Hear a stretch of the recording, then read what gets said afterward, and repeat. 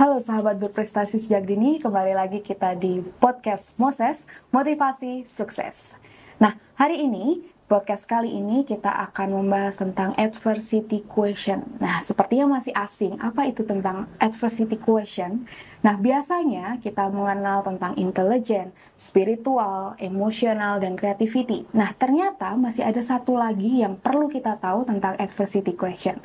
Nah, untuk membahas apa itu tentang adversity question, kali ini saya tidak sendiri tentunya, karena ada di sini bersama kita Mas Mus dan Mas Tata.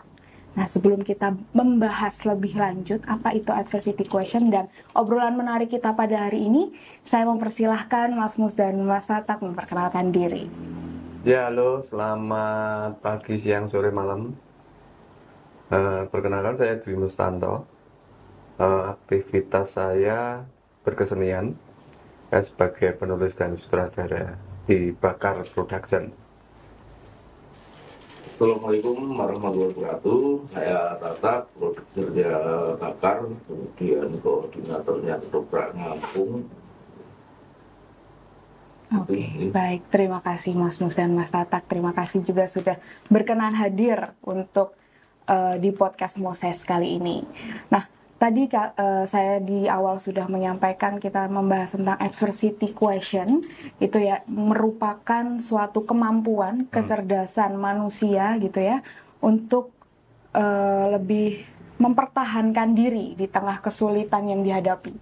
Nah, seperti yang kita tahu, Bakar Production ini lahir di masa pandemi, betul seperti itu ya? Betul. Ya, nah masa pandemi ini ternyata tidak hanya sebatas musibah kalau bagi Mas Mus dan Mas Tatak ya, karena ternyata menciptakan Bakar Production dan sampai saat ini kalau kita lihat di YouTube itu sudah ribuan, 630.000 sepertinya ya. Nah, saya lihat di situ. Nah, mungkin bisa sambil diceritakan Mas Tatak dan atau Mas Mus untuk bagaimana cerita awalnya Bakar Production ini bisa lahir dan tercipta hingga sekarang. Pandemi tahun 2020 ya yang masuk ke Solo itu bagi kebanyakan orang itu musibah. Betul. Bagi saya dan teman-teman itu anugerah. Ya. Saat yang lain itu pada nangis begitu, kami dulu agak bisa tertawa. Takut, pasti takut. Dampaknya itu. Tapi sebelum ada Bakar, kami juga menangis, bahkan tangisan kami sangat dalam dulu. Ya. Karena saya seniman panggung, yang ketika pandemi masuk Solo itu, semua aktivitas panggung berhenti. Betul. Segala aktivitas bahkan. Segala aktivitas panggung berhenti. Artinya apa? Yang hilang dari kami. Tempat kami berkreasi hilang, tempat kami beraktivitas, bereksplorasi, bereksploitasi, tempat mencari nafas juga hilang. Kami kehilangan panggung. Maka gelisah lah waktu itu. Harus mencari panggung baru. Intinya seperti itu ya. Konteksnya bagaimana kita mencari panggung baru. Nah, dari kemampuan panggung itu kami mencoba, kemudian beradaptasi dengan media rekam, jadilah Bakar Production itu. Tapi diawali dari kegelisahan itu sebetulnya. Dari kegelisahan masa pandemi, mencari cara bagaimana untuk bertahan hidup, mencari panggung yang baru begitu ya. Betul. Oke. Dulu timnya mungkin dari berapa orang hingga sekarang? Sangat terbatas dulu ya. Tidak hanya tim, peralatan, macam-macam terbatas semua. Bahkan naskah awal saya itu masih tulisan tangan. Karena belum punya komputer, belum punya printer, banyak kekurangan lah. Kamera juga masih minjem-minjem dulu. Modal saya cuma pinjem lensa. Sewa lensa itu sehari 50.000. Nah, kebetulan banyak yang support juga. Ternyata kegelisahan itu tidak hanya saya yang mengalami. Banyak rekan seniman yang punya kegelisahan sama kayak saya. Mereka nggak mau mati pada saat pandemi. Mereka nggak pengen hidup tapi seperti orang mati di masa pandemi. Oh ya. Kegelisahannya sama. Kan mati tak mampu. Ya. Ya dilalah ya, kebetulan mereka diajak, ayo oke, gitu. Ada spirit itu, mencari panggung baru itu. Langsung dengan Mas Tatak juga waktu itu? Iya. Mas Tatak bergabung agak belakangan justru, tidak dari sejak awal. Setelah butuh manajemen baru, oh ini kayaknya nggak bisa yang ngurusi semua harus seniman, harus yang bukan seniman yang harus ngurusi manajemen dan sebagainya. Itu sudah lebih banyak pembagian tugasnya begitu, tidak hanya fokus ke kesenian untuk panggung baru, wadah baru di masa pandemi untuk bidang kesenian, tapi ada yang menghandle gitu Pak. Iya, sudah ada pemisahan job loh. Manajemen harus ditangani sendiri, harus ada pengelolanya sendiri, urusan kesenian harus ada sendiri. Ada pemisahan itu.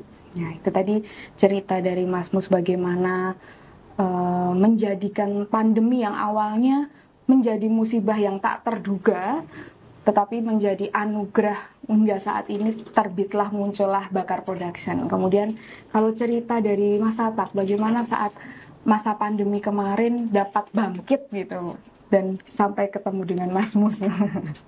Bandar ini kan sebenarnya sebuah komunitas ya, komunitas yang punya perjalanan panjang.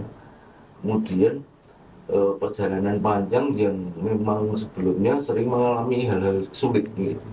Sering mengalami hal-hal sulit dari dulu. 2003 kita berkumpul, kemudian 2007 Balai Kambang dibangun. Dulu kan hidupnya di Balai Kambang dulu. Oh iya. Balai Kambang dibangun, ketopraknya nggak bisa main karena ketopraknya nggak bisa main. Akhirnya kita anak-anak muda, daripada kita nggak main, cuma diem aja, ayo kita ngamen bareng-bareng. Jadi ngamen pakai model ketoprak ke kampung-kampung. Jadi memang dari dulu jiwanya memang harus pengennya gerak terus gitu. Jadi pengen gerak, sekedar ngamen dapat duit berapa untuk pentas lagi, pindah ke tempat lain lagi dapat duit untuk modal pentas kemana lagi, kampung-kampung gitu. Dari perjalanan ini lama-lama orang kan, ini kok kelihatannya menarik, diajak main. Sesuatu yang tidak kita pikirkan dari awal bahwa kelompok ini akhirnya akan menjadi sebuah pekerjaan. Kegiatan ini akhirnya akan menjadi sebuah pekerjaan yang akhirnya harus kita tekuni. Nah, ini berjalan sampai 2020 itu. Ketika ada pandemi, ternyata kejadiannya terulang lagi. Cuman bentuknya aja yang berbeda. Cuman kita sudah terbiasa dengan hal seperti itu. Jadi teman-teman ini sudah berkumpul lagi, bentuk hal yang baru lagi, suatu kegiatan yang awalnya memang tidak tahu sama sekali. Saya yakin teman-teman ini kan yang namanya YouTube itu ngertinya ya nonton kan gitu, nggak tahu YouTube itu ada duitnya juga nggak tahu.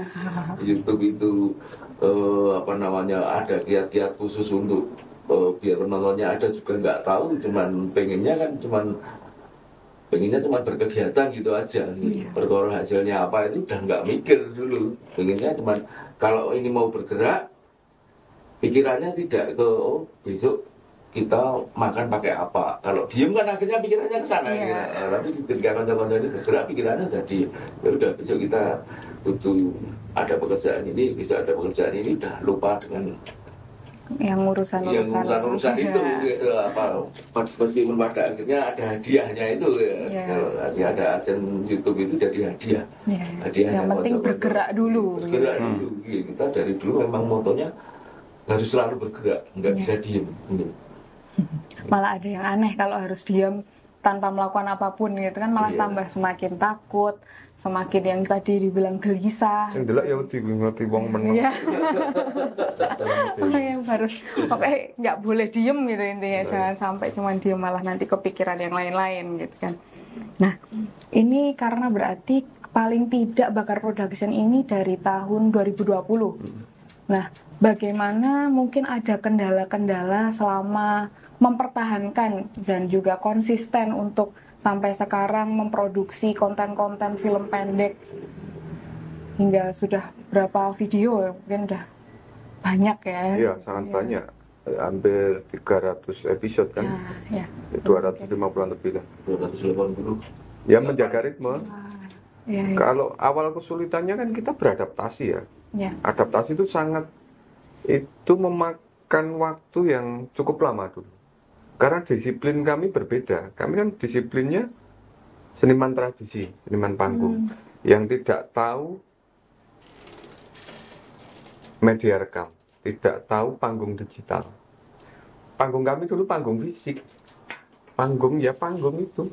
Ya, panggung Tiba-tiba harus berhenti. Kita memilih panggung digital yang bentuknya cuma segenggam tangan ini.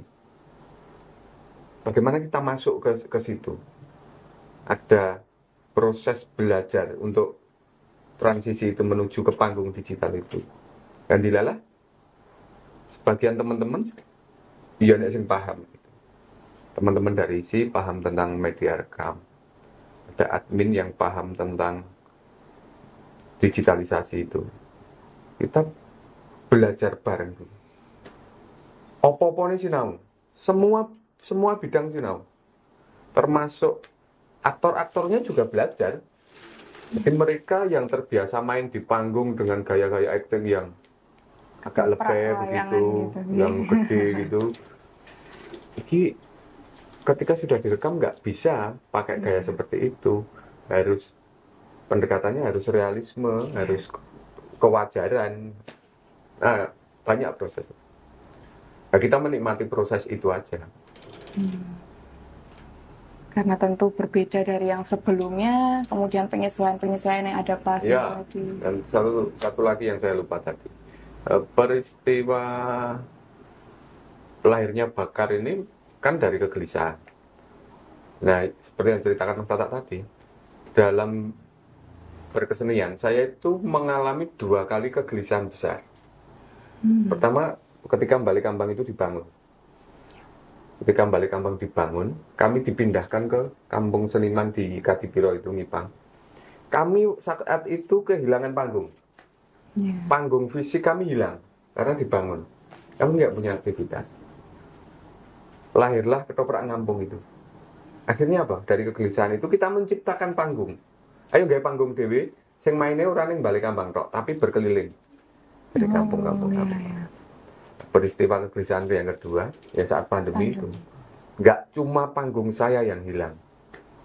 Media kami untuk berekspresi di dunia nyata ini hilang. Panggung nyata kami hilang. Lahirlah panggung digital kami, Bakar Production.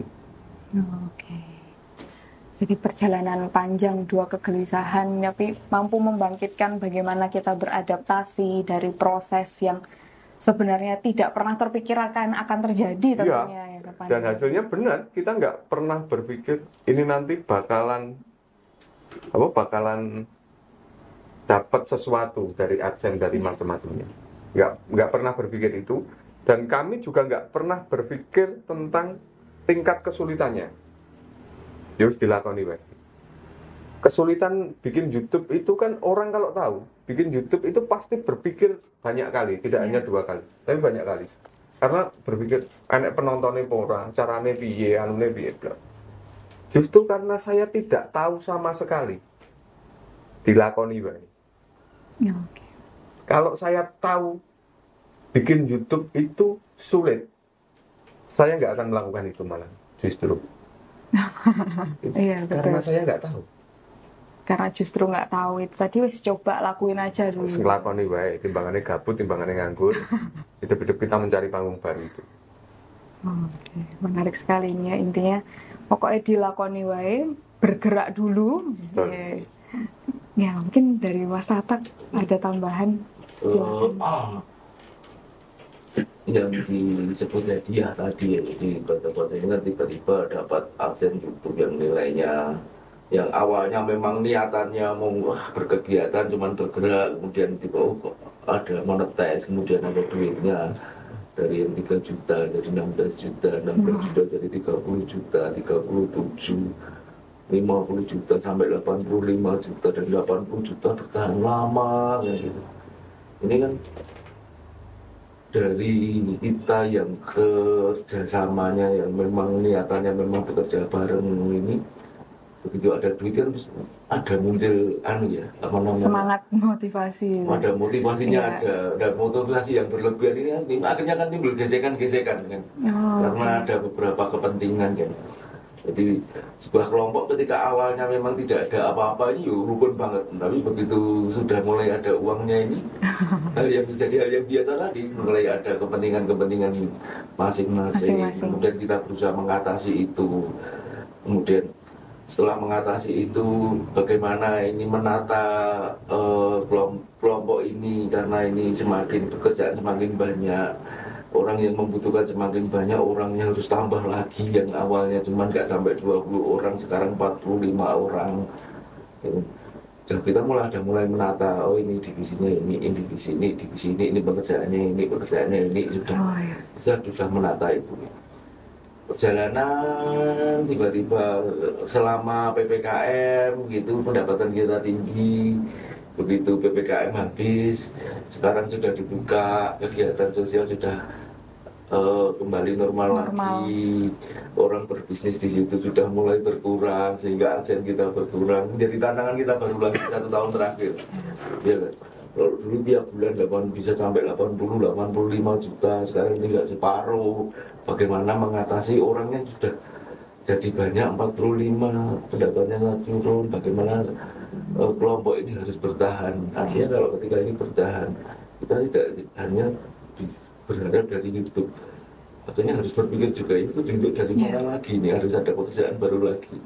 Kalau kita buatkan video orang, kita nawarin kemarin bulan Agustus kemarin kita ngerjain ya Karanganyar Joko Songo. Kita berusaha bertahan dan tidak mau mengalah dengan keadaan. Gitu. Betul. Pendapatan YouTube boleh turun, tapi semangat bekerja ini nggak boleh turun, karena memang kalau kita tidak mau turun, rezekinya mau ada saja dari mana-mana. Begitu kita masih mau bertahan, dari Magelang dapat, kemudian dari Karanganyar yang biasa ceritakan tadi yang Joko Songo berapa itu 280 itu nilainya 200 juta itu Karanganyar itu. Besok kita mau ngerjain lagi yang terakhir Mas Said, nilainya juga 200 juta. Jadi sesuatu yang sebenarnya kita tidak rencanakan, cuman caranya dapat pekerjaan, cuman itu tidak mau kalah dengan keadaan. Itu tetap harus hidup, tapi kelompok ini juga harus hidup. Harus terus kita bertahan. Masing-masing ya butuh hidup itu kan gitu. Itu kira-kira seperti itu. Baik, luar biasa, menarik sekali dari cerita Mas Mus dan Mas Tatak bagaimana menciptakan khususnya Bakar Production, kemudian menghadapi kegelisahan, berusaha untuk bertahan, itu yang ingin digambarkan dalam obrolan utama kita kali ini dengan topik adversity question, di mana seseorang hendaknya dapat memiliki kemampuan untuk bertahan di tengah kesulitan-kesulitan yang dihadapi. Seperti pandemi yang sudah kita lewati, tentunya tidak ada seseorang pun yang mengharapkan, tidak terbayangkan akan terjadi di mana segala aspek berubah begitu ya. Jadi kita mampu bagaimana caranya untuk mengikuti, untuk bertahan. Kita bukan yang terus langsung menyerah, tapi justru adanya musibah diubah menjadi suatu anugerah dan bahkan hadiah. Nah, itu pesan yang mungkin dapat disampaikan dari cerita Mas Mus dan juga Mas Tatak hari ini. Nah, mungkin untuk sebelum menutup perbincangan kita di sesi podcast kali ini, dari Mas Tatak dan juga Mas Mus mungkin secara bergantian dapat memberikan pesan atau mungkin semacam motivasi bagi sahabat berprestasi sejak dini yang menyaksikan podcast kali ini. Silakan. Setiap manusia itu punya daya tahan, punya imun. Dan katanya konon imun itu juga untuk tidak hanya recovery antibodi di sistem dalam tubuh, tapi juga dalam sistem mempertahankan diri juga punya itu. Nah, jadi orang itu wajib takut. Orang itu wajib takut agar bisa bertahan. Jangan takut dengan takut itu. Jadi ketakutan itu mari kita kelola. Ketakutan, kegelisahan itu jangan dihindari. Harus dikelola. Karena itu step untuk naik level. Ketakutan itu step. Peristiwa ketakutan itu step. Apa-apalah. Referensinya banyak, referensi peristiwa itu. Nabi-nabi juga itu kan. Nabi-nabi juga demikian. Ketika dia mendapat wahyu juga menerima wahyu itu hal yang berat. Mungkin kaget, terkejut, bahkan menggigil. Tapi itu kan sarana untuk next step. Ngono lah aku butuh motivator. Itu pesannya. Baik, terima kasih Mas Mus. Mungkin dari Mas Tatak, silahkan. Kalau kita tidak pernah membuka pintu rumah kita tidak akan pernah tahu apa yang indah di luar sana gitu. Artinya kita harus berani membuka pintu itu. Kalau kita tidak pernah mau melangkah, kita tidak akan pernah tahu di depan kita ada apa. Gitu. Ada rezeki di sana, ada peluang yang potensial buat kita. Gitu. Kalau kita tidak pernah melangkah, kita tidak akan pernah tahu. Artinya, gitu. Kalau kita tidak pernah bergerak, kita tidak akan pernah menemukan jalan. Jadi teruslah bergerak, teruslah melangkah, biar suatu saat Anda akan menemukan jalan itu. Tanpa perlu kita rencanakan, akan ketemu semuanya.